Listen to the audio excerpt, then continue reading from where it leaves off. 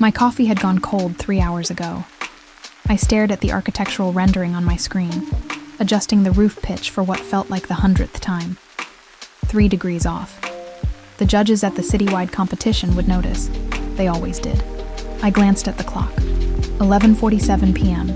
The 8th floor of this Manhattan office building was silent except for the hum of my computer and the distant wail of sirens somewhere in the city below. Everyone else had left hours ago. Even my boss had stuck his head in around 9, told me to go home, get some rest. But this project was my chance. Senior architect. Maybe my own firm someday. I just needed to win this competition. My stomach growled. When had I last eaten? Carmen would lecture me about that tomorrow. My 21-year-old sister had somehow become the responsible one between us, making sure I remembered to take care of myself. 7 years since our parents died in that car accident, and she still worried I'd work myself to death. I hit save and leaned back. The rendering finally looked right. Clean lines, functional beauty, a community center the neighborhood desperately needed. For the first time all night, I smiled. The fire alarm shattered the silence. The piercing wail made me jump, my heart slamming against my ribs. I grabbed my phone and bag, leaving my laptop behind as I yanked open my office door. Heat slapped my face. Smoke, thick and acrid, was seeping through the hallway. Not a drill, not burnt popcorn. Real fire. The emergency lights cast everything in hellish red as I ran toward the south stairwell. I knew this building's layout by heart. We'd consulted on the renovation 2 years ago.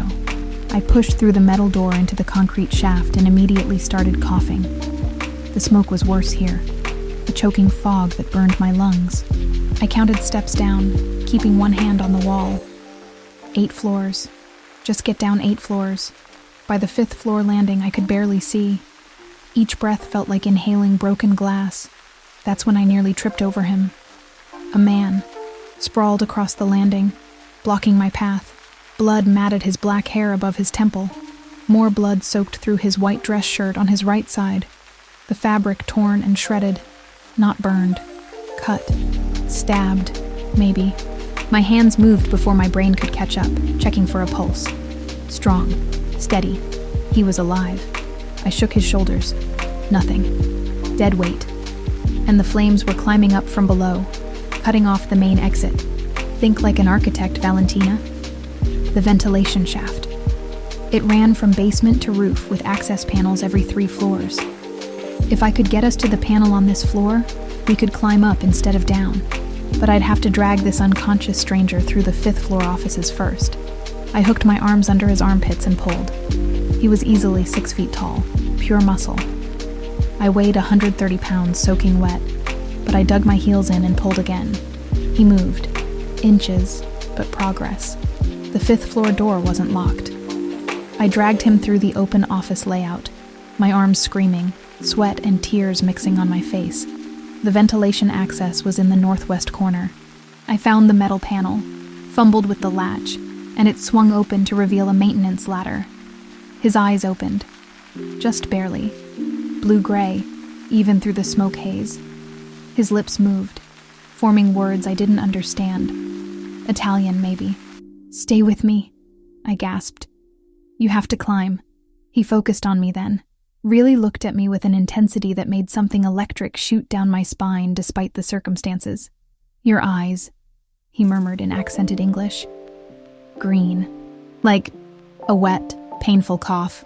Like emeralds. Delirious. Definitely delirious." I got my shoulder under his arm and half carried, half dragged him up that ladder. He helped more than I expected, muscle memory kicking in even semi-conscious. We climbed through smoke and darkness until we reached the roof access. Cold night air hit my face as we stumbled onto the rooftop. I sucked in clean oxygen, my lungs grateful, and laid him down on the concrete. Blood was still seeping through his shirt. The head wound looked bad. I pressed my cardigan against his abdomen, applying pressure. Sirens grew louder. Red and blue lights flashed from the street below. The fire department had arrived. "Help!" I screamed toward the edge. "Up here! We need help!" Within minutes, firefighters appeared through the same roof access we'd used. 2 paramedics rushed over with equipment. "Ma'am, step back. Let us work." I moved aside, trembling now that the adrenaline was fading. One paramedic cut away the man's shirt, revealing a nasty stab wound. The other checked his vitals, called out numbers I didn't understand. "We need to transport now," one said. "He's lost a lot of blood." That's when they appeared. 3 men in dark suits materialized from nowhere, moving with purpose across the rooftop. They weren't firefighters or police. The way they carried themselves, the bulges under their jackets. These men were something else entirely. "We'll take it from here," the tallest one said. His voice was cold, final. The paramedic frowned. "Sir, this man needs immediate medical attention. We have our own medical team waiting." The suited man gestured, and the other 2 moved to lift the injured man. "You're dismissed. You can't just..." One of them flashed something. A badge, maybe, or identification I couldn't see from where I stood. Whatever it was made the paramedics step back, confusion and frustration clear on their faces. I watched, stunned, as they carried him to the roof access. Before disappearing through the door, the injured man's eyes found mine one last time. That same intense gaze, even through pain and blood loss, like he was memorizing my face. Then they were gone. 2 police officers approached me next, notebooks out. "Ma'am, I'm Officer Rodriguez. Can you tell us what happened?" I explained about working late, the fire alarm, finding the man in the stairwell. I described dragging him up through the ventilation shaft to the roof. What I didn't mention was the stab wound, the way those suited men had taken control, or the feeling in my gut that something about this entire situation was very wrong. "Did you know the man you rescued?" "No, never seen him before." "Can you describe him?" "Tall, dark hair, maybe mid-30s, expensive suit." I left it at that. They took my contact information, told me I might need to come in for additional questions. I nodded numbly. All I wanted was to go home, take a scalding shower, and forget this night ever happened. By the time I made it back to my apartment in the Upper West Side, dawn was threatening the horizon. I climbed the 4 flights to my floor, let myself in quietly so I wouldn't wake Carmen, and collapsed on my bed fully clothed. Sleep didn't come. Every time I closed my eyes, I saw those blue-gray eyes staring at me through smoke and blood. The sound of Carmen's voice yanked me from restless half-sleep. Valentina." I opened my eyes. Sunlight streamed through my window. My phone said 8:07 a.m. I'd been asleep less than 2 hours. "What?" My voice was rough from smoke inhalation. Carmen appeared in my doorway, her curly hair still messy from sleep, but her expression was alert, worried. There are 3 black SUVs parked outside our building, expensive ones, and there are men in suits just standing there, watching. Ice flooded my veins. I scrambled out of bed and moved to the window. Carmen wasn't exaggerating.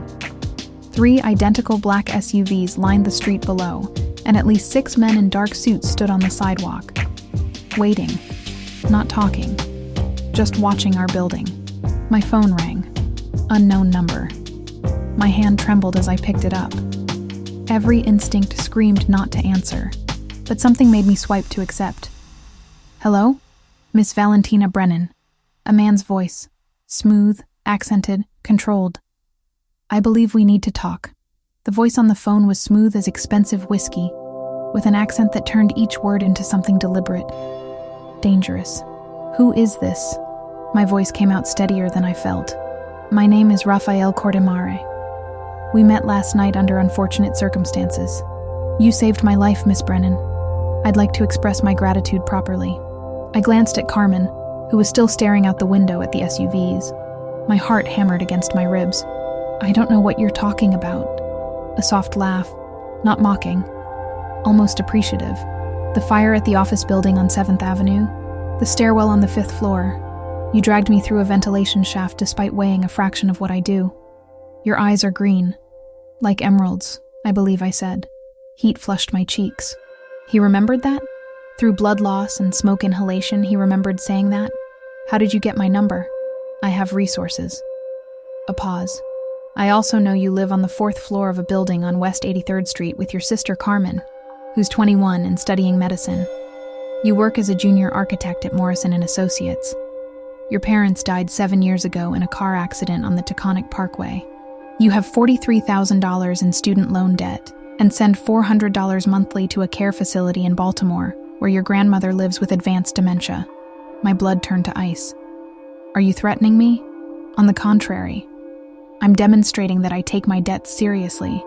You saved my life, Valentina. That matters. In my world, it matters more than anything. Your world. I looked at the SUVs again. What world is that exactly? One we should discuss in person. Dinner tonight. 7 o'clock. I'll send a car. I'm not getting in a car with strangers who investigated my entire life. Then I'll meet you somewhere public. Choose the location. I don't want to meet you at all. I don't want anything from you. Just leave me alone. Silence stretched for several seconds. When he spoke again, his voice had changed. Softer, but somehow more intense. I'm afraid that's not possible. What happened last night has consequences. For both of us, but especially for you and your sister. The men who tried to kill me know you exist now. They have security footage from the building. They know you saved me. That makes you a target. Fear clawed up my throat. Why would I be a target? I didn't do anything except help someone who was hurt. Because in their culture, saving me is the same as choosing a side. And the Russian bratva doesn't forgive perceived enemies. He let that sink in. Dinner, Valentina. Let me explain. Let me protect you. It's the least I can do. The Russian what? 7 o'clock. There's a restaurant in Little Italy. Osteria di Luna. I'll reserve it. I can't just... The SUVs will leave once you agree. They're there to ensure no one else gets to you first. My hands were shaking. I looked at Carmen, who was chewing her bottom lip, anxiety written across her face. Fine. 7 o'clock. But I'm driving myself. As you wish. The address will be sent to your phone. He paused. Thank you, Valentina. For last night, and for tonight. The call ended. The SUVs pulled away within minutes, disappearing into Manhattan traffic like they'd never been there. Val, what the hell is going on? Carmen grabbed my arm. Who was that? The man from the fire. I sank onto the couch. He wants to thank me. Apparently, with a fleet of SUVs and men in suits, that's not normal gratitude. No. I rubbed my face. It's really not. 7 o'clock arrived too quickly. I'd spent the day Googling Rafael Cortemare and finding almost nothing. No social media. A few business records linking him to import companies and restaurants. One society page photo from 3 years ago at a charity event, where he stood in a tuxedo looking like he owned the room. I chose black jeans and a simple green sweater. Nothing fancy. This wasn't a date. This was... I didn't know what this was. Osteria di Luna was tucked on a quiet street, the kind of place tourists walked past without noticing. Old-world Italian, with ivy climbing the brick facade and warm light glowing through leaded glass windows. The front door was locked. I knocked. A man in a suit opened it. Not the same ones from this morning, but cut from the same cloth. He looked at me, nodded once, and stepped aside. The restaurant was empty except for one table. Every other surface had been cleared, chairs stacked, like the place had been closed for a private party of two. Rafael Cortemare stood from the table as I entered. Seeing him upright, cleaned up, not bleeding or unconscious, stole my breath. He was taller than I remembered. 6'2", maybe 6'3". His black suit was immaculate, tailored to perfection. His hair was combed back from his face, still damp like he'd recently showered. Those blue-gray eyes tracked me across the room with the same intensity I remembered from the rooftop. A small bandage covered his temple where the head wound had been. He moved carefully, like his ribs hurt. The stab wound, probably. But he didn't show pain, just control. Valentina. He said my name like he was tasting it. Thank you for coming. Did I have a choice? That almost smile appeared. There's always a choice.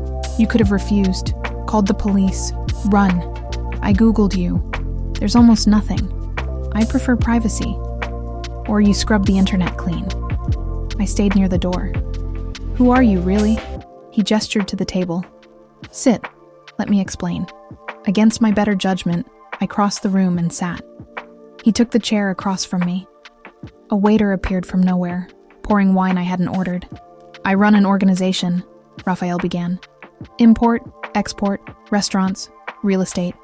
Some of my business is legitimate, some isn't. I won't insult your intelligence by pretending otherwise. You're a criminal. I prefer businessman. But yes, technically, he watched my reaction. Does that frighten you? Should it? Not from me. I don't hurt innocents. I have rules, lines I don't cross. His fingers drummed once on the table. The men who attacked me last night don't share those rules. They're Russian, Bratva, organized crime from Moscow trying to take over territory on the East Coast. I was meeting an informant who claimed to have information about their operations. It was a trap. They tried to kill you.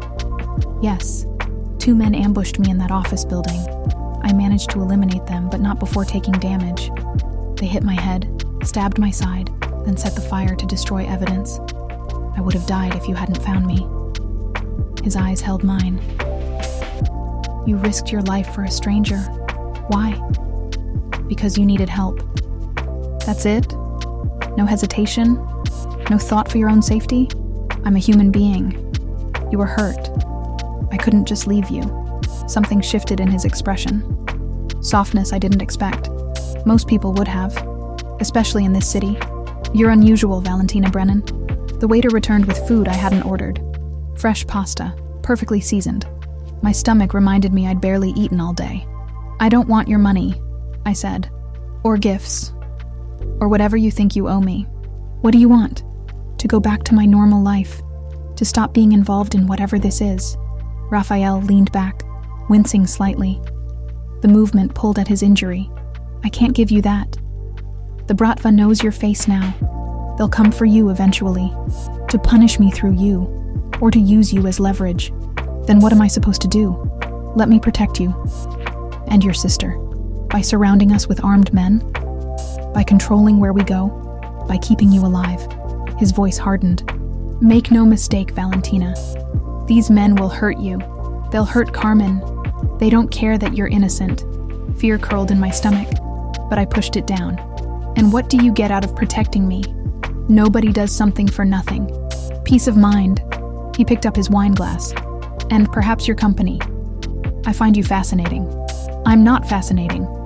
I'm an architect who works too much. You're brave, resourceful. You don't want anything from me when most people want everything. His gaze traced my face. That green sweater brings out your eyes. I was right about the emeralds. Heat flushed through me. Not fear this time. Something else. Something I absolutely should not be feeling for a man who just admitted to being a criminal. This is insane, I whispered. Yes, I should walk out right now. You should, but I didn't move. And from the way he watched me, he knew I wouldn't. His phone buzzed. He glanced at it, and his entire demeanor changed. The relaxed, almost flirting vanished, replaced by cold calculation. What? I asked. He turned the phone toward me. A photo filled the screen. Carmen, walking out of her university building. 2 men in leather jackets following 10 feet behind her. The angle suggested it had been taken by someone else. Someone watching. Below the photo, a message in Cyrillic alphabet. What does it say? My voice shook. Raphael's jaw tightened. It says they know. Raphael was on his phone before we even left the restaurant, speaking rapid commands in a language I assumed was Italian. His entire demeanor had shifted from the almost charming man across the dinner table to something cold and lethal. This was the real Raphael Cortemare, the one who ran a criminal empire. Get Carmen, now. He held the door open for me, his hand at my back guiding me toward a waiting SUV. My people will bring her to a secure location. You're coming with me. I'm not going anywhere until I know my sister is safe. She won't be safe if you're standing on a Manhattan street arguing with me while Russian hitmen triangulate our position. His eyes met mine, and I saw genuine fear there.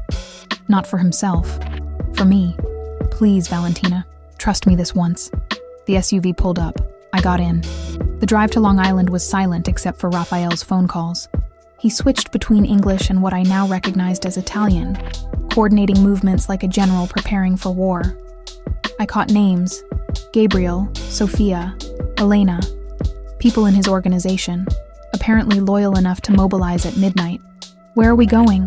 I finally asked. "My home. It's the most secure property I own. Walls, cameras, armed guards. The Bratva won't get within a mile without me knowing. For how long? Until I eliminate the threat." He said it so matter-of-factly. Until I eliminate the threat. Like he was talking about fixing a leaky faucet, not killing people. The mansion appeared through the trees like something out of a Gothic novel. Stone and glass, lit from within, surrounded by walls that looked more suited to a military compound than a home. Guards stood at the gate, nodding as we passed through. Raphael helped me out of the SUV. His hand lingered on mine, warm and steady. "Welcome to my home. This isn't a home. It's a fortress. It needs to be." He led me inside. The foyer was massive, all marble and dark wood. Tasteful, expensive. Nothing like I expected from a mob boss. "Your sister will be here soon. Gabriel is with her." As if on cue, another SUV pulled up. Carmen burst through the front door, her eyes wild with panic, and threw herself into my arms. "Val, what the hell is happening? These men showed up at my dorm and said I was in danger. They wouldn't let me call you. They just put me in a car and—" "I know. I'm sorry." I held her tight. "It's complicated." A woman entered behind Carmen.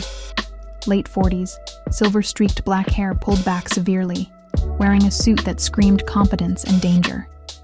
She moved like someone who'd seen violence and wasn't afraid of it. "Sofia Montesani," Raphael introduced. "My advisor and most trusted associate." Sophia's dark eyes assessed me thoroughly. "So you're the woman who saved his life." I didn't know who he was at the time. Lucky for him. Sophia turned to Raphael. "Gabrielle is sweeping the perimeter. Elena is monitoring all communications. We've picked up increased Bratva chatter in the last hour.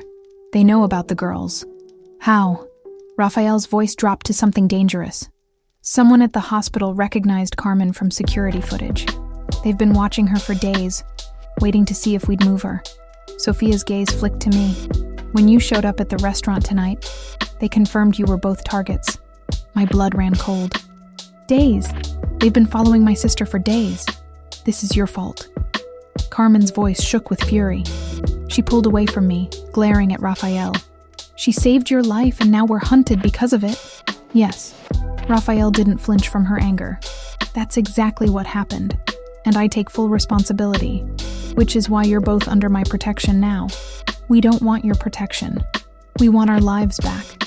That's not possible anymore." Sophia's tone was blunt, but not unkind. "The Bratva doesn't forgive. They'll use you to hurt him, or they'll kill you just to prove a point. Your only option is to accept his help." Carmen looked at me, tears streaming down her face. "Val?" I pulled her close again. "We don't have a choice, Carmen. Not right now." Raphael gestured toward the stairs. "Sophia will show you to your rooms. East Wing. Private. You'll have everything you need." The rooms were beautiful. A suite larger than our entire apartment, with 2 bedrooms connected by a shared sitting area. Plush furniture, art on the walls, windows overlooking gardens lit by soft landscape lighting. Luxury I'd only seen in magazines. Carmen collapsed on one of the beds. "This is insane. This is actually insane." "I know. Are we prisoners?" "I don't think so. Not exactly.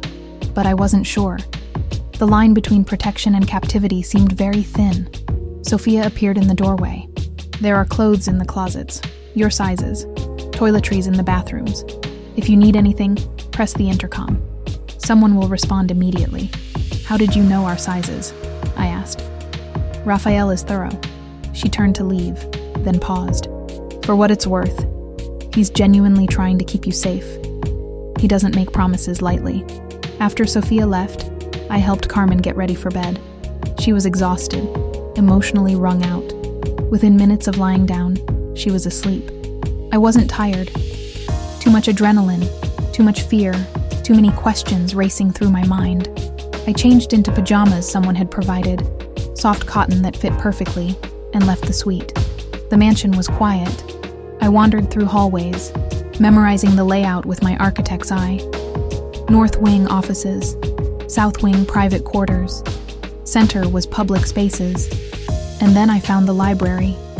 Floor-to-ceiling books, leather furniture, a fireplace crackling with dying embers, and Raphael, sitting in a wing-backed chair with a crystal tumbler of amber liquid, staring into the flames. "Can't sleep either?" I asked from the doorway. He looked up, and something in his expression softened. "The guest accommodation's not to your liking." "They're beautiful. Probably the nicest room I've ever been in." I stepped inside. "I just needed to think. And I'm disturbing your solitude." "No." I sat in the chair across from him. "Actually, I have questions." "I assumed you would." He took a slow sip of his drink. "Ask. That scar on your eyebrow. How did you get it?" He touched it unconsciously. "My father. I was 12. My mother had just died of cancer. At the funeral, I cried. He said courtmary men don't show weakness. When we got home, he hit me with his ring. Split the skin. Told me to remember. Horror curled through me. Your father did that? He did worse to others. He was a brutal man. Effective, but brutal." Raphael's eyes met mine. "I'm not him, Valentina. I do what's necessary for my business, but I have lines I don't cross. I don't hurt innocents. I don't tolerate trafficking or violence against women and children. I'm a criminal, yes, but I'm not a monster. You kill people. People who chose this life, who understand the risks. Not civilians, not people like you. Then why did you assume control after he died? Why not walk away? Because the alternative was watching everything collapse into chaos. Men who worked for us being killed or absorbed by other families. Businesses destroyed. I took control to protect what was ours.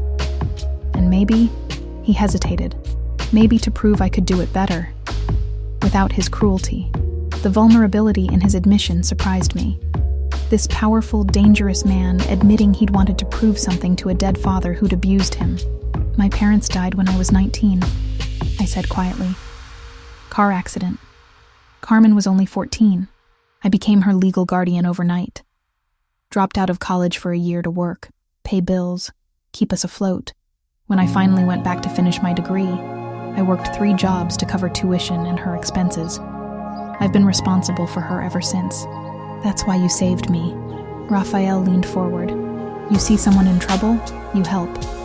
It's who you are. Maybe I'm just stupid." "No, you're good. Genuinely good. That's rare in my world." His gaze traced my face. "It's rare anywhere." The moment stretched between us, charged with something I didn't want to name. He was a criminal, a killer. Everything logical said I should fear him.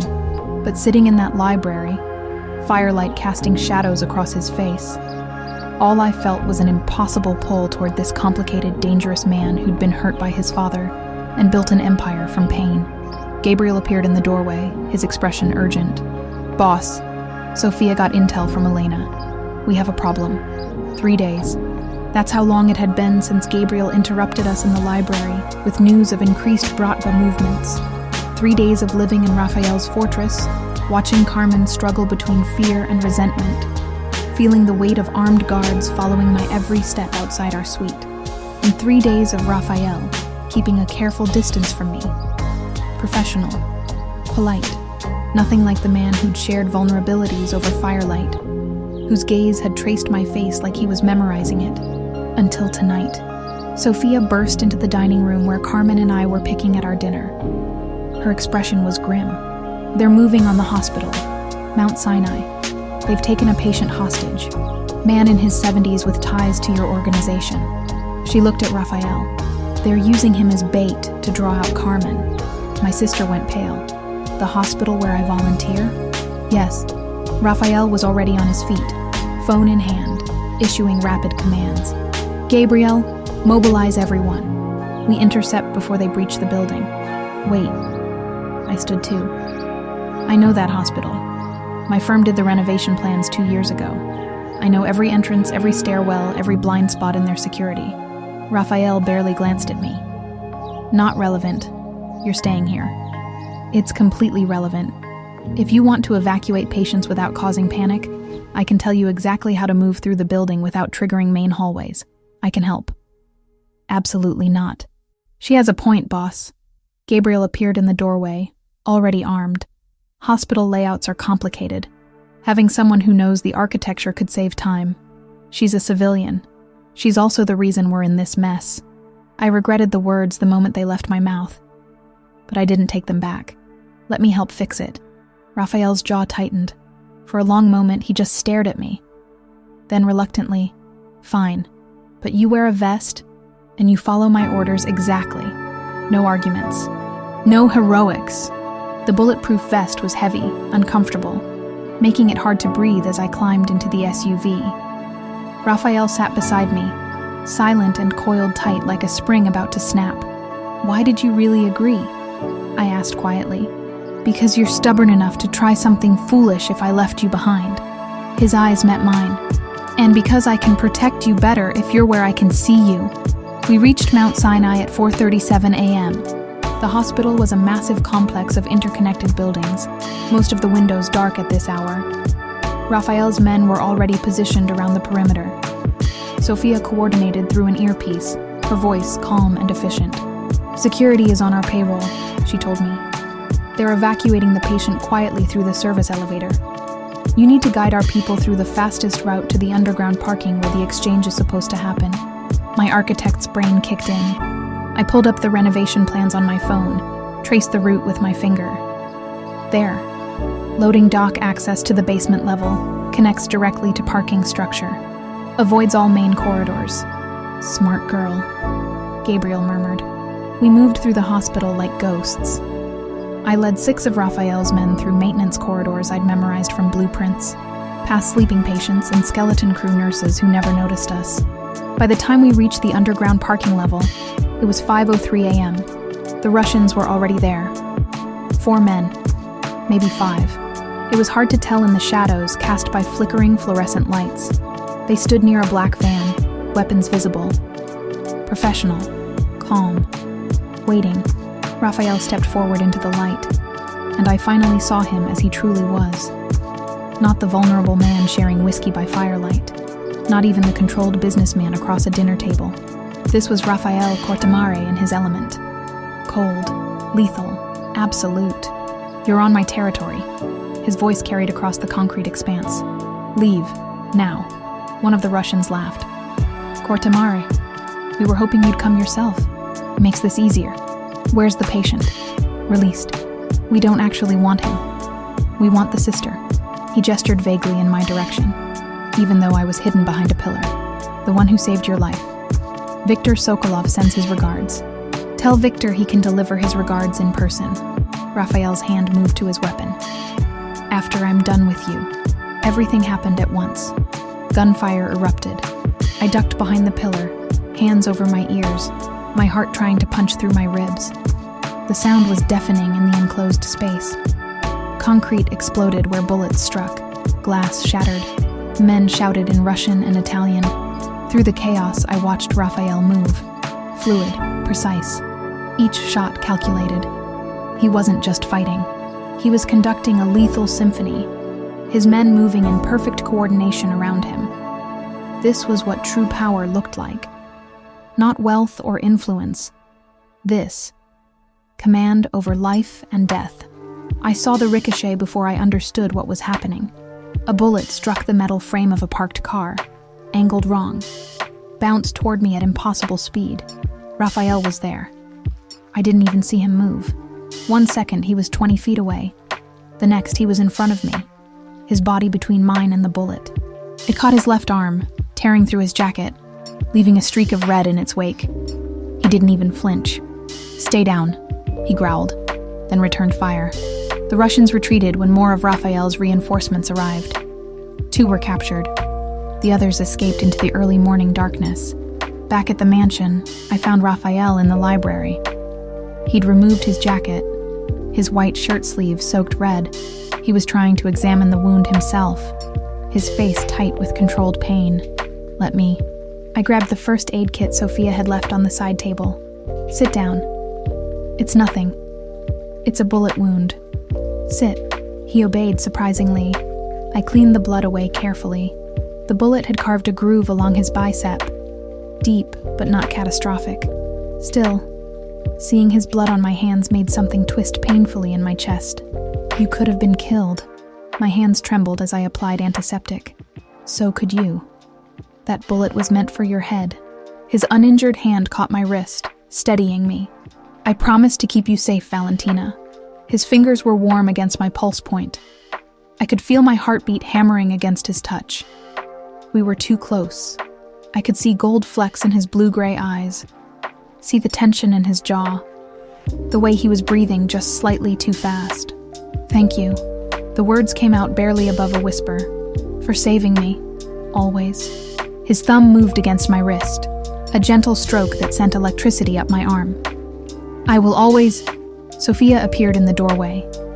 Raphael released me instantly, and I stepped back, suddenly aware of how intimate the moment had been. Interrogations complete, Sophia said, her sharp eyes noting our positions. You need to hear this, Raphael.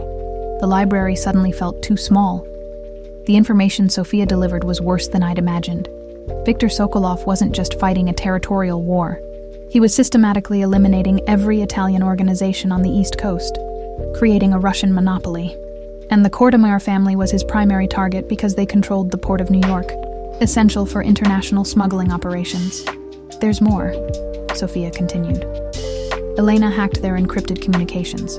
Sokolov has someone inside your organization, an informant, someone close to you. Raphael's expression went arctic. Who? We don't know yet. But whoever it is has been feeding the Bratva information for months, including the location of every safe house, every movement, every vulnerability. Sophia's gaze flicked to me, including when you brought Valentina and her sister here. The implications crashed over me like ice water. Someone in this house, someone Raphael trusted, was betraying us all. Paranoia was a living thing inside Raphael's mansion. 3 days since the hospital shootout, and trust had become a luxury none of us could afford. I watched Raphael move through his own home like a predator in uncertain territory, suspicion shadowing every interaction with his men. He trusted only Gabriel and Sophia now. They investigated quietly, methodically, searching for the traitor who'd been selling us out for months. The rest of the organization operated under a cloud of scrutiny, every conversation monitored, every movement tracked. Carmen spent most of her time in our suite, alternating between anger and fear. I couldn't blame her. She'd gone from pre-med student to prisoner in a criminal's fortress. But when she looked at me, really looked at me, I saw something else in her expression. Recognition, maybe. Or judgment. You're falling for him.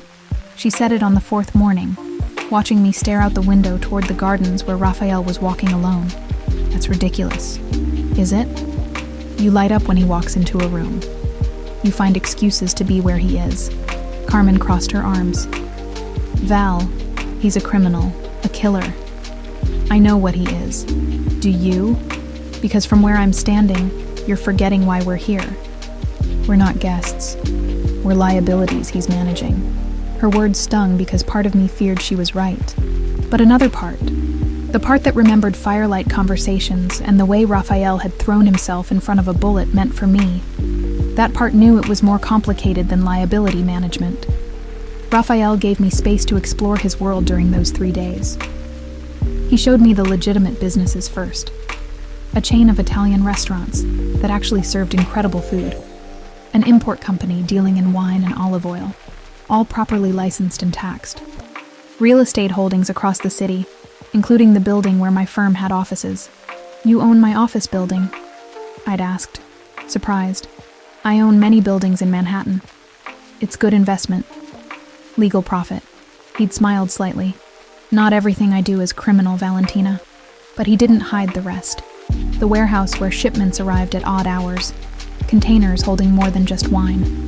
The club in Tribeca where money laundered through nightly receipts. The protection payments from business owners who paid to avoid problems Raphael's own men would create if they refused. He showed me his world with brutal honesty, not glorifying it, not apologizing for it, just letting me see. Why are you showing me all this? I asked one evening, as we stood in his office overlooking the estate grounds. Because if you choose this, choose me. You should know exactly what you're choosing. His hand rested near mine on the window frame, not quite touching. I won't lie to you, Valentina. Not about who I am or what I do. That night, unable to sleep, I found myself on the second-floor balcony. The moon was full, casting silver light across the gardens I'd been sketching designs for all week. A distraction from fear, a way to feel useful. You're always awake when you should be sleeping.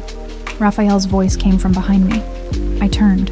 He stood in the doorway, dressed casually in dark slacks and a white shirt, sleeves rolled to his elbows. Less armor than usual. More human. So are you. I have an empire to protect. What's your excuse? A sister to worry about, and a life that's completely fallen apart. I held up my sketchbook. This helps. Designing something beautiful even when everything feels chaotic. He moved closer, looking at my drawings. The garden redesign I'd imagined for his property. More organic than the current geometric layout. Softer edges, hidden spaces for privacy, beauty mixed with function. You see potential where others see only what exists. His finger traced one of my sketches. You'd transform this place. Gardens are about growth, change, evolution. I met his eyes. Even in dark soil, beautiful things can grow. The metaphor wasn't lost on either of us. Teach me something, I said suddenly, about your heritage, your language. What do you want to know? Tell me what you think when you look at me. The boldness surprised us both. Raphael's expression shifted, vulnerable, raw. I think you're the most dangerous thing that's ever entered my life.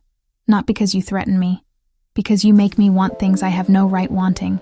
You make me believe I could be more than what my father made me. The air between us crackled with tension that had been building for days. Weeks, maybe. Since that first moment on the rooftop when smoke-filled eyes had met mine. Raphael, he kissed me. Not gentle, not tentative.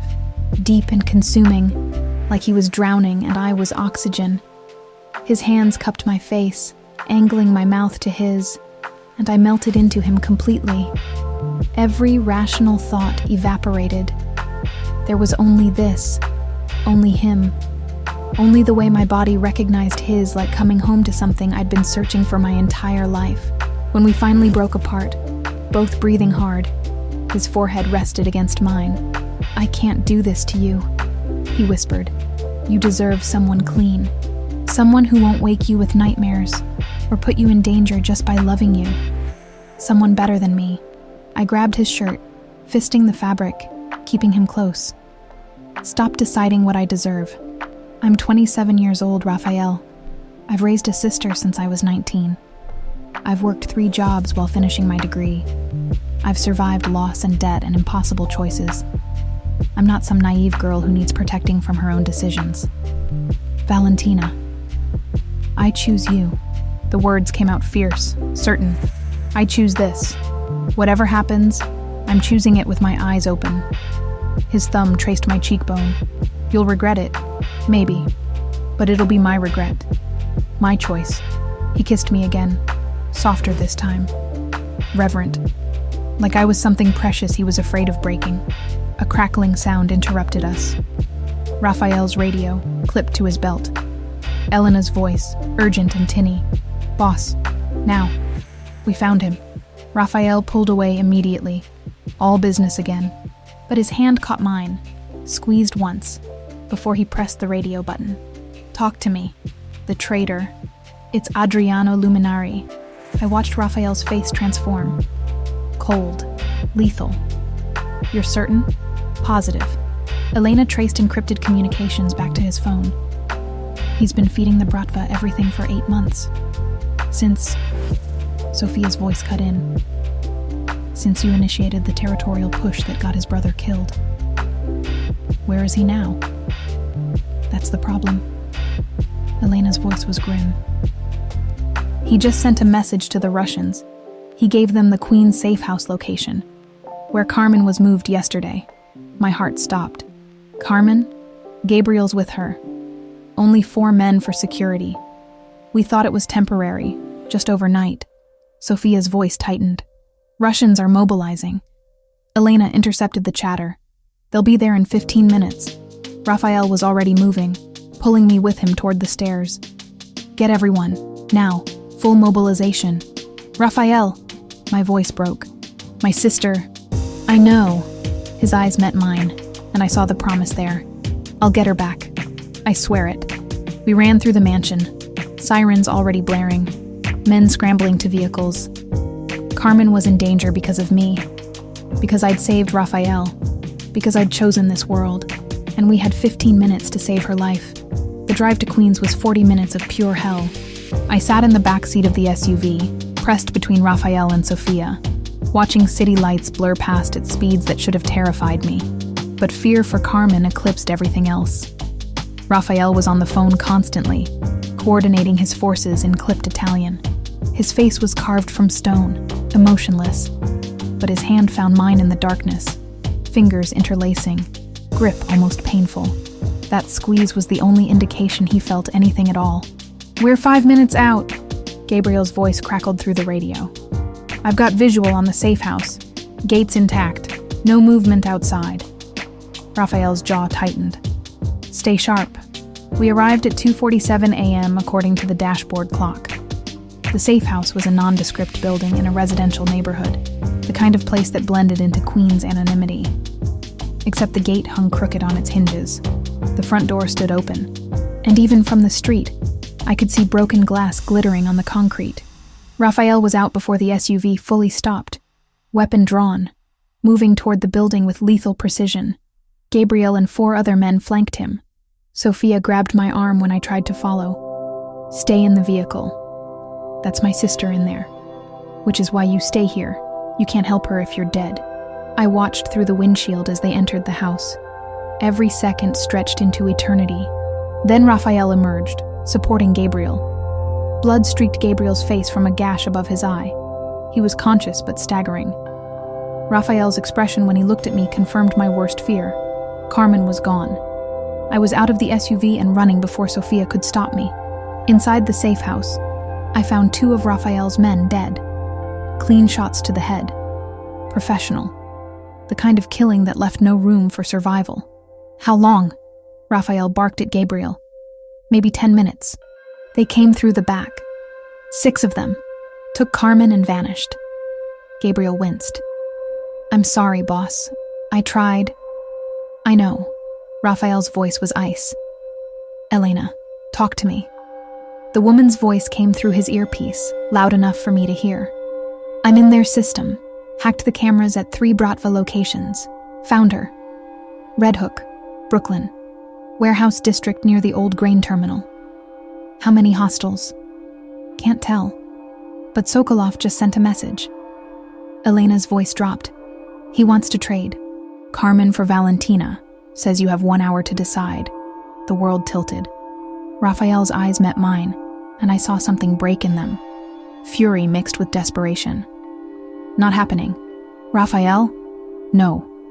He grabbed my arms. "I will not trade your life for hers. We're going in. Full assault. I'll get Carmen out. And if he kills her the moment you breach that warehouse?" My voice shook. "He's using her as bait. But it's me he really wants. Let me do this." "Valentina, no. She's 21 years old. My sister. My responsibility." Tears blurred my vision. "This is my fault. I saved you. I brought this down on her. Let me fix it." Sophia touched Raphael's shoulder. "Boss, we need to move. 1 hour isn't much time." Raphael's hands tightened on my arms. Then he pulled me against his chest, held me so tight I couldn't breathe. "I will come for you. Both of you. Do you understand? This isn't goodbye. This is me asking you to trust me one more time. Always." He kissed me then. Hard and desperate and full of promises we both knew he might not be able to keep.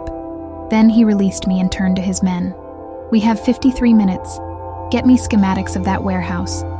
I want every entry point, every window, every way in and out. Sophia, coordinate with the other families. I don't care what favors I owe. I need every available man in Red Hook in 40 minutes. The plan was flawless. Precision, strategy. Everything Raphael was famous for. Except I wasn't part of it. Back at the mansion, they left me in the command center with Elena monitoring her screens. Raphael and his forces mobilized, heading for Red Hook. I had 20 minutes before they arrived at the warehouse. 20 minutes to do what I had to do. Elena was brilliant with technology, but useless at physical security.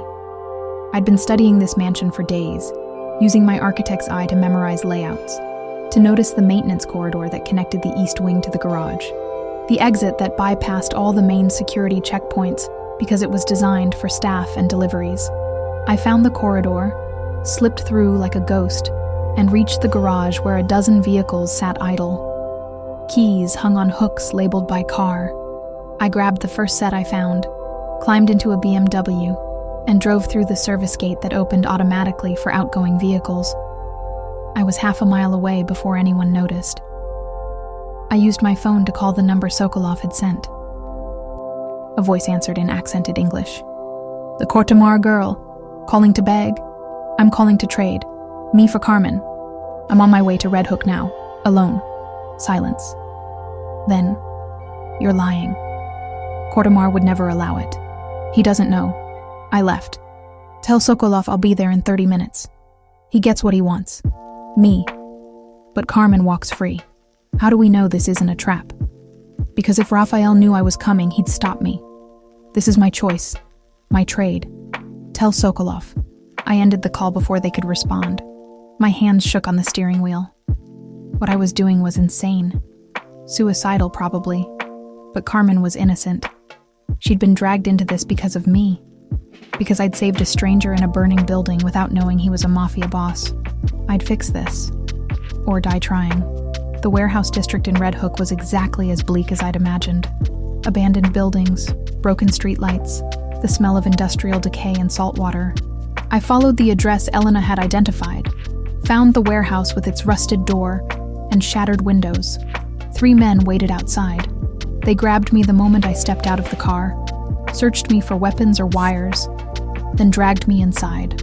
The warehouse was cavernous, empty except for chains hanging from the ceiling and Carmen tied to a chair in the center.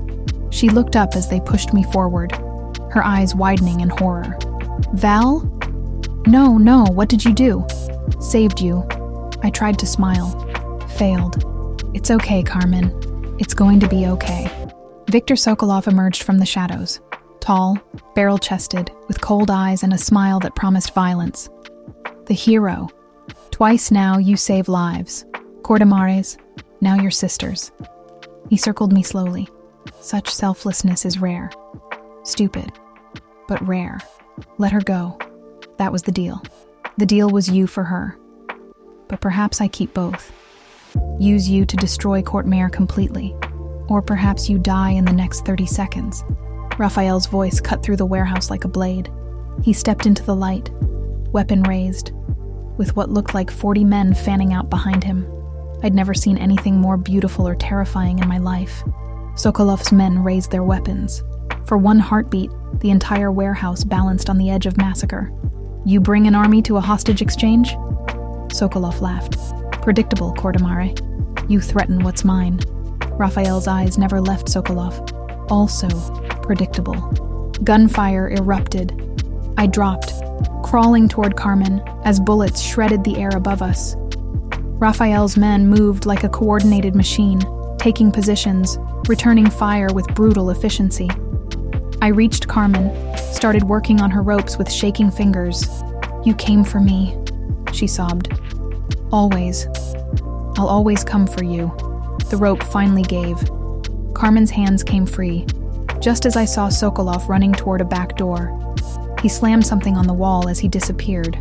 A digital timer, glowing red, counting down from 30 seconds. "Bomb!" someone shouted. Raphael was there, cutting my ropes, pulling us both to our feet, his arm around my waist, supporting Carmen with his other hand. He ran. 20 seconds. 15. The exit seemed impossibly far. 10 seconds. 9. We burst through the door and into the cold night. 5. 4. Raphael threw us both to the ground, covered our bodies with his. The explosion was deafening. Heat and pressure blasted over us. Debris rained down, concrete and metal and fire. When the ringing in my ears finally subsided, Raphael was pulling us up, checking for injuries with hands that moved over us frantically. "Valentina, Carmen, are you hurt?" Carmen had bruises on her face. a cut on her lip. But she was alive, conscious. "I'm okay. Val? I'm fine." I clung to Raphael. "You came. Always." He crushed me against him. "Don't ever do that again. Don't ever sacrifice yourself like that. Promise me." "I can't. She's my sister." His laugh was strained. "Then I'll have to make sure neither of you are ever in danger again." Back at the mansion, a doctor treated Carmen while Sophia debriefed Raphael on casualties. 2 of his men dead, 5 injured. Sokolov escaped through underground tunnels. The warehouse was ash. I sat with Carmen until she fell asleep, exhausted and medicated. Then I found Raphael in his office, staring at a computer screen. "What is it?" He turned the monitor toward me. A video file, playing on loop. The view was from outside the mansion, zoomed in on our bedroom window. A red laser dot danced across the glass where I'd stood just hours ago. Below the video, a message in English. "I know where she sleeps." Sokolov hadn't given up. He'd just declared war. The bunker beneath Raphael's mansion wasn't what I expected. No cold concrete or steel walls. It was a fully furnished apartment, hidden 3 levels underground, with filtered air, stockpiled supplies, and enough security to withstand a siege. Carmen sat on one of the beds, arms wrapped around herself, still processing everything that had happened. "We're safe here," Raphael said, though his expression told a different story. He was preparing for war, and safe was a relative term. "For how long?" I asked. "Until I end this." He checked his weapon with practiced efficiency. "Viktor Sokolov has declared war, not just on me, on every Italian family in New York. He wants a Russian monopoly on the East Coast. That makes him everyone's problem now." Sophia entered carrying a tablet, her face grim. "The 5 families have agreed to meet. 1 hour. They want guarantees this won't blow back on their operations." Raphael's jaw tightened. "They'll get their guarantees. Tell them I'm calling in every favor owed. Tonight, we dismantle the Bratva's entire New York operation." But the plan was audacious. 12 simultaneous strikes across the city. Nightclubs laundering Russian money. Warehouses storing smuggled weapons. Drug distribution points. Raphael coordinated with leaders whose names I'd only heard whispered in fear. The Fontanelli family. The Verziani brothers. Old enemies setting aside grudges because Sokolov threatened them all. Carmen watched me pace the bunker. "You're going to do something stupid, aren't you?" "What?" "You have that look. The same one you had before you traded yourself for me." She stood, grabbed my arms. "Val, please. Stay here. Let him handle this." "I will." The lie tasted bitter, but I couldn't tell her the truth. That I'd already made arrangements with Sophia, that when Raphael left for war, I'd be following in a separate vehicle. Not to fight. I couldn't fight, but to be there. Because if something happened to him, I needed to know. Raphael returned to the bunker as his forces mobilized. He cupped my face with both hands, those blue-gray eyes searching mine. "Stay here. Promise me. I promise I'll be smart." Not the promise he wanted, but the only one I could give. He kissed me then, deep and desperate, like he was trying to memorize the taste of me. "When this is over, we need to talk about our future. If you still want one with me, always." He left, the bunker door sealed with a heavy clang. I waited exactly 10 minutes. Then I pressed the emergency release Sophia had shown me, the one that bypassed the main security protocols. Carmen tried to stop me, but I was already moving. Sophia waited in the garage with a nondescript sedan. He's going to be furious. I know. I climbed in. But I can't sit in a bunker while he might be dying. The city transformed into a war zone that night. Elena coordinated through encrypted channels, her voice calm despite the chaos. Strike teams hit 12 locations simultaneously at 10 p.m. The precision was terrifying. Raphael's men moved like ghosts, dismantling Sokolov's empire piece by piece. But Sokolov wasn't at any of the locations. Elena tracked him through security cameras, following his movements across Brooklyn until he reached Red Hook. The port. Exactly where Raphael predicted he'd run. We arrived as the confrontation began. Raphael stood on the dock, backed by Gabriel and 30 men. Sokolov waited near a cargo ship, his own forces forming a barrier. Between them, 50 feet of concrete, and the knowledge that only one man would walk away. Kordamare, Sokolov's voice carried across the distance. You've cost me everything tonight. My operations, my money, my reputation. You threatened what's mine. Raphael's voice was ice. Did you think there wouldn't be consequences? I'm leaving. Back to Russia. This is your victory. Let me go. No. Raphael stepped forward. You put a target on innocent women. You used civilians as weapons. You broke every code. There's no walking away from that. Sokolov smiled. Then we both died tonight. The gunfight erupted like thunder. I watched from behind a shipping container where Sofia had positioned us. My heart in my throat as Raphael and Sokolov's forces clashed. Men fell. Blood painted the concrete. The smell of gunpowder choked the air. Then it was just Raphael and Sokolov. Both out of ammunition. Both wounded. They circled each other like wolves, and I realized with horror they'd fight hand to hand. Sokolov was bigger, heavier, but Raphael was faster, more precise. They collided in a brutal exchange, fists and elbows, grappling, each trying to kill the other with bare hands. Raphael used the environment, slamming Sokolov against a steel post, using a chain hanging from a crane to choke him. Sokolov went down hard, gasping. Defeated. Raphael stood over him, chest heaving, blood running from a cut above his eye. It's over. But it wasn't. Sokolov's hand moved, pulling a backup weapon I hadn't seen. The gunshot cracked like a whip. Raphael staggered. Red bloomed across his chest, left side, near his heart. I was running before I could think, Sofia shouting behind me. I reached Raphael as he collapsed, pressed my hands against the wound, felt his blood hot and terrifying against my palms. No, you don't get to die. You promised to keep me safe. I can't be safe without you. Tears blurred my vision. Raphael, stay with me.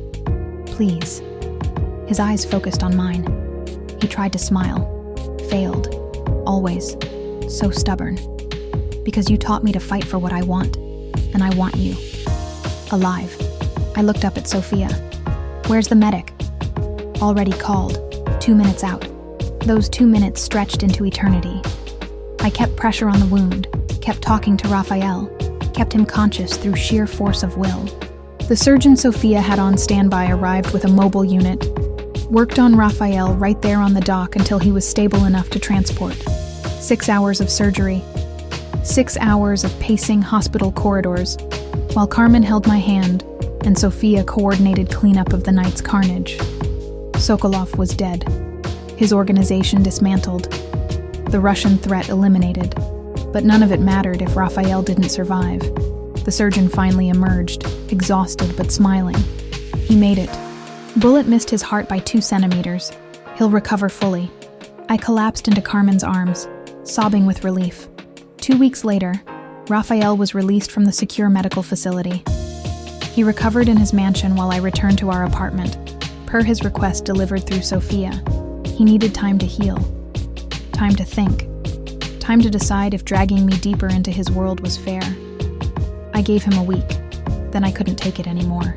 I drove to the mansion, walked past guards who'd been ordered to let me through, and found Raphael in the library. He looked thinner, paler, but alive. So beautifully, impossibly alive. Valentina, no. You don't get to push me away now. Not after everything. I crossed to him. I chose this. I chose you. And I'll keep choosing you every single day if you let me. His hand caught mine, pulled me down to sit beside him. You deserve better than a life of looking over your shoulder and wondering if tonight's the night someone comes for me. For us, maybe, but I don't want better. I want you. I laced our fingers together. The question is, do you want me? More than anything, his voice broke. You terrify me, Valentina Brennan. Because losing you would destroy me completely. Then don't lose me. Keep me. Let me stay. He kissed me then, gentle because of his injuries but no less intense. A promise. A beginning. When we finally pulled apart, he was smiling. Really smiling. I love you, he said. Simple. True. I've loved you since you dragged me out of that burning building. I love you too. Even though you're complicated and dangerous and probably terrible for my blood pressure. His laugh was warm. Real. So what happens now? Now we figure out how to build a life together. One where Carmen can finish medical school without armed guards. One where I can practice architecture. One where you run your empire but come home to me every night. That's a tall order. You're Rafael Cortemare. You've built an empire. Surely you can build a life. He pulled me closer, careful of his wounds. With you, I'll build anything. 2 weeks felt like 2 years. I moved through my apartment like a ghost, going through motions that used to define my life. Work, sleep, worry about Carmen, repeat. Except now every routine felt hollow, like I was playing a role in someone else's story. Carmen was seeing a therapist 3 times a week. Processing trauma, the doctor called it. She'd gone back to her classes, though I noticed the discreet SUV that followed her to campus each morning. Rafael's doing, though he communicated everything through Sophia now, keeping his distance, giving me space I never asked for. You should call him, Carmen said one evening, watching me stare at my phone for the 100th time. He doesn't want to hear from me. He almost died saving us. I think he wants to hear from you. She crossed her arms. Val, I was wrong before. About judging you for falling for him. After everything he did, the way he mobilized an entire city to get me back, the way he looked at you on that dock. She trailed off. That's not just protection. That's love. It doesn't matter. His world is too dangerous. He knows it. I know it. But even as I said the words, I didn't believe them. On the 3rd Thursday, I couldn't take it anymore. I drove to Little Italy, to Osteria di Luna, where Rafael had taken me for our first real conversation. The same restaurant that had been closed just for us, where I'd first glimpsed the man beneath the armor. It was open to the public now. I asked for a table, was seated near the window, the same table where we'd shared wine and truths. I ordered pasta I didn't want, drank wine that tasted like regret. Still can't sleep without making sure everyone else is taken care of first. I looked up.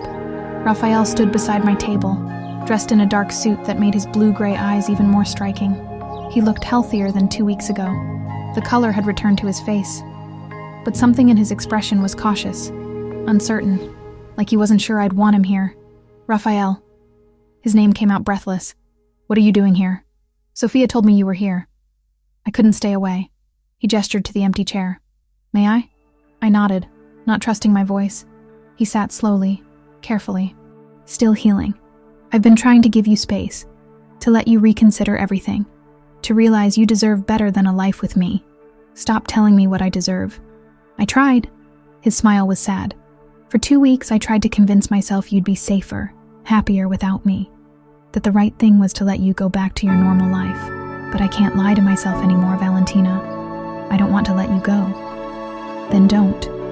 It's not that simple. My world will always be dangerous. There will always be enemies, always threats. I can minimize them, but I can't eliminate them completely. You'd be choosing a life of looking over your shoulder. I'd be choosing you. I reached across the table, took his hand. I've spent 2 weeks pretending I could go back to who I was before that fire, before you, and I can't. You changed me, Rafael. You showed me that I'm stronger than I thought, braver, that I can face impossible things and survive. You showed me I could be more than what my father made me. His thumb traced circles on my palm, that I could build instead of just destroy, that I could love someone more than power. So what happens now? He was quiet for a long moment. When he spoke, his voice was steady but vulnerable in a way I'd never heard. I can't offer you safety. I can't promise there won't be danger. But I can promise you choice. Real choice, Valentina. You want to keep working as an architect? I'll support that. Want your own firm? I'll invest. Want to stay in your apartment? Keep distance from my business? We'll figure it out. Want children someday or never? Your decision. The only thing I can't offer is the choice of me not loving you. That's already been decided. Tears blurred my vision. I choose you. Every day. Every risk. Every danger. I choose us. He stood, pulled me up with him, and kissed me right there in the restaurant. Deep and sure, and full of promises we'd spend a lifetime keeping. Around us, other diners pretended not to stare. I didn't care. Nothing existed except this man who'd saved me as surely as I'd saved him. 6 months later, I stood on the balcony of a house I'd designed from scratch. Not in Long Island. Westchester instead, 45 minutes from Manhattan, surrounded by trees that would turn spectacular colors in autumn. The house blended security with beauty. Reinforced walls hidden behind elegant stonework. Bulletproof windows that let in streams of sunlight. Guard posts camouflaged as garden structures. It was a fortress that felt like a home. Raphael came up behind me, wrapped his arms around my waist, rested his chin on my shoulder. "What are you thinking about? How strange life is. 6 months ago, I was working late in an office building. Now I have my own firm. I live in a house I designed with the man I love. And I'm actually happy. You earned every bit of it." He pressed a kiss to my temple. "Your first commission came through, by the way. The community center in Little Italy. They approved your designs." I turned in his arms. "Really?" "Really. Sophia said it's brilliant. Contemporary design that honors the neighborhood's history." Pride shone in his eyes. "You're going to transform that neighborhood, Valentina. We're going to transform it. Your funding made it possible. Our partnership." He smiled. "In business and everything else." Carmen's laughter drifted up from the gardens below. She was walking with Gabriel, their heads close together, her hand in his. She'd finished her semester with honors, was thriving in her pre-med program despite everything, and she'd found something real with Gabriel. Not the violence and danger, just a good man who made her laugh. "You know she's going to end up marrying him," I said. Gabriel already asked my blessing. Raphael's smile widened. "I told him only if he promised to treat her better than I treated you at the beginning. You've more than made up for that." I stretched up to kiss him. Every single day. His arms tightened around me. "I love you, Valentina Brennan. More than I thought I could love anything. I love you too. Even though you're complicated and dangerous and occasionally drive me crazy." "Only occasionally? I'm being generous." He laughed, the sound warm and free. The laugh of a man who'd found peace in chaos, who'd learned to build a life instead of just survive one. Sophia appeared on the balcony, tablet in hand. "Sorry to interrupt. Valentina, the permit for the community center came through. Construction can start next month." She handed me a folder. "Also, this came for you, from the Orfanato Fund." I opened it. A thank you letter from the children's home Raphael had established in my name. The one he'd funded after I'd mentioned wanting to help kids who'd lost parents like Carmen and I had. He'd made it real without asking, just signed the papers and made it happen. "You're going to make me cry," I whispered. "Then I'm doing something right." Raphael took the letter, set it aside, and pulled me close again. "Come on, let's go inside. I want to show you the plans for the wine cellar renovation. Unless you'd rather keep watching the sunset. The sunset can wait." I laced my fingers with his. "I'd rather be with you." We walked inside together, into the home we'd built, the life we'd chosen, the future we'd create despite all odds. Behind us, the sun painted the sky in shades of gold and crimson, a promise of tomorrow, a reminder that even in darkness, there was always light if you fought hard enough to find it. And we had fought. Through fire and blood and impossible choices, we'd earned this peace, this love, this life, and I wouldn't change a single moment of it.